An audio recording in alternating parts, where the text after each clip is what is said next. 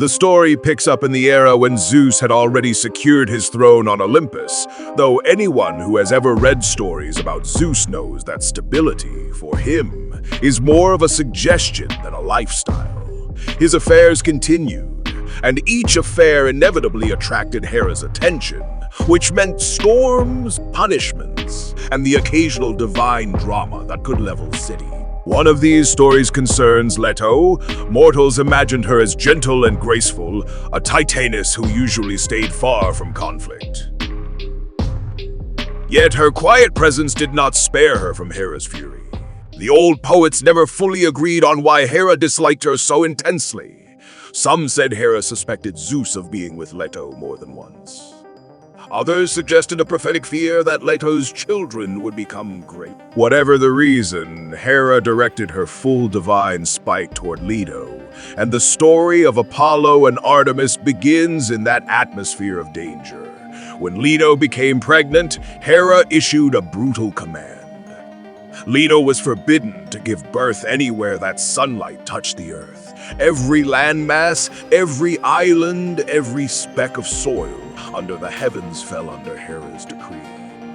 In a mythology full of transformations, monsters, and cosmic battles, this is one of the most chilling powers Hera ever exercises. She turns the entire world hostile, forcing Leto into endless wandering.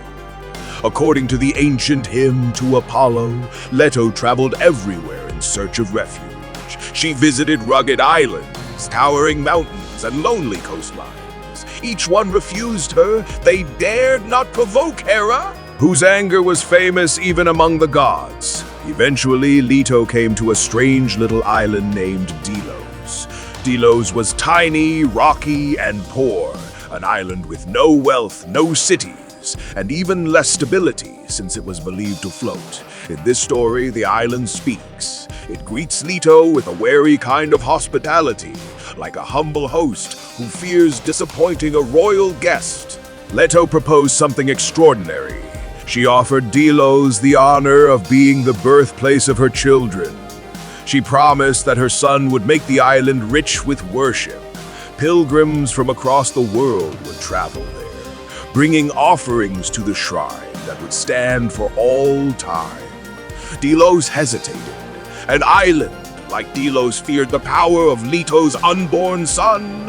What if this child grew up magnificent and mighty, only to despise the humble little island that sheltered him? What if he destroyed the island out of boredom or disappointment? Delos asked for an oath, begging Leto to swear that the child would always hold the island sacred and build his altar there. Leto swore the oath. Only then did Delos anchor itself, ready to welcome divine birth. Leto went into labor, but the pains would not progress. Hera had not simply banned Leto from giving birth on solid earth. She also kept Eileithyia, the goddess of childbirth, far away. Without Eileithyia's presence, no birth could occur, so Leto suffered for 9 long days, surrounded by sympathetic goddesses who could do nothing except try to comfort her. Those who gathered were ancient divinities like Dione, Rhea, Themis, and Amphitrite. They whispered encouragement, and they appealed to Hera indirectly, but Hera refused to listen. She was too determined to stop a perfect, powerful son from entering the world. The other goddesses eventually came up with a plan. They sent swift Iris to Olympus to find Eileithyia. Iris brought with her a magnificent necklace, woven with threads of gold and 9 cubits long, a bribe fit for a goddess. Iris found Eileithyia isolated and sulking, kept away from all news. The necklace tempted her, and Iris persuaded her to come. Once Eileithyia reached Delos, everything changed. Leto's labor finally moved forward. The first child to emerge was Artemis, and from the moment she touched the air, she belonged to wild places. Later storytellers imagined that Artemis assisted in the birth of her brother. Whether or not that detail came later, the image stuck. Artemis, newly born yet already divine, helped Leto as she brought forth Apollo. Themis approached, offering nectar and ambrosia to the newborn Apollo. The moment the divine food touched his lips, he stood. He declared that the lyre and the bow would always be dear to him, and that he would reveal the will of Zeus to mortals. On that day, the island of Delos shone with gold. It was as though the island itself celebrated the birth of the god who had promised to honor it forever. Apollo did not simply remain on Delos. He set out to find a place where mortals could seek his prophecy. A place from which he could speak Zeus's will to the world. His journey was long, and like many myths, it gets stranger the longer it goes on. His first stop was a place called Telphusa. Telphusa is both a spring and, in mythic logic, a speaking presence. Apollo liked the spot and planned to build his shrine there. Telphusa disagreed. She warned him that the sound of passing chariots and the clatter of animals drinking at the spring would distract from his oracle. Worshippers, she said, would admire the horses more than the god. She recommended another site, Crisa, where there were no horses and no bustle. Apollo accepted her reasoning and left. But Telphusa had deceived him. She simply wanted her quiet spring unburdened by the traffic of pilgrims. Apollo traveled onward and reached the slopes of Mount Parnassus near the settlement of Crisa. The craftsmen Trophonius and Agamedes, beloved by the gods for their skill, started building the temple, yet the place was not peaceful. A monstrous she-dragon haunted the land, poisoning the air and bringing misery to mortals. Different poets explain her origins differently. Some said she was born from Gaia. Others tied her story to Typhon. The monstrous son Hera bore out of spite for Zeus. In one version, the she-dragon had nursed Typhon when he was an infant, which served as proof of her deep connection to chaos and destruction. Apollo confronted the monster and killed her with a rain of arrows. The site of her death became known as Pytho, and Apollo gained the title Pythian.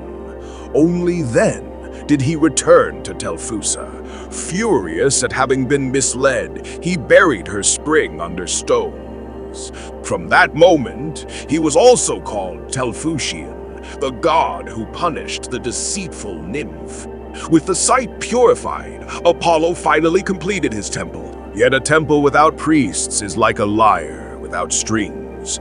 Apollo needed attendants, and he found them in a surprising way.